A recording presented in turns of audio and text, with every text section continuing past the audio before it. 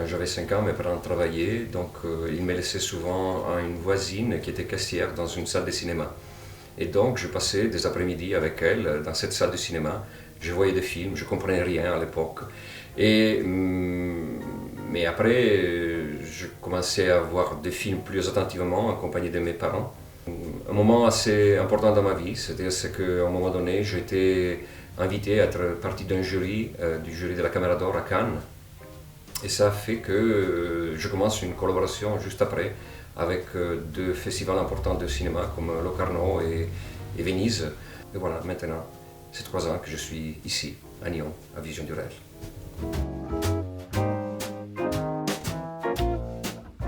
Parce que je suis un peu nomade, j'aime beaucoup voyager, rencontrer d'autres lieux, d'autres personnes, faire d'autres expériences. Je me sens vraiment plus citoyen du monde qu'avec une nationalité fixe. La Suisse est rentrée assez tôt dans ma vie, quand j'étais enfant. Ce que je me rappelle très bien de ces moments-là, c'était que j'avais découvert le chocolat.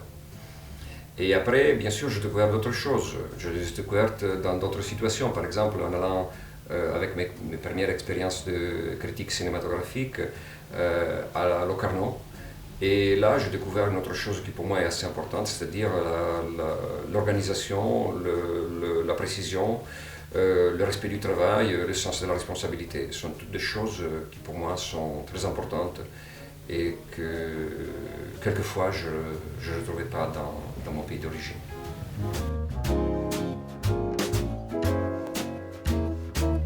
Et un jour, je me rappelle très bien, je venais de voir le tombeau d'Alexandre de Chris Marker, qui m'avait totalement impressionné. Je n'ai pas réussi à voir un autre film après ce film-là, ce jour même.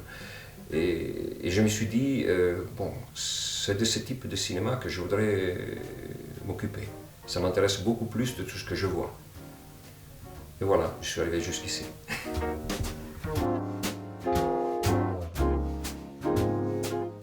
Je pense que le cinéma du réel, ce cinéma qui me passionne, est aujourd'hui la forme la plus accessible, la plus originelle de l'art contemporain.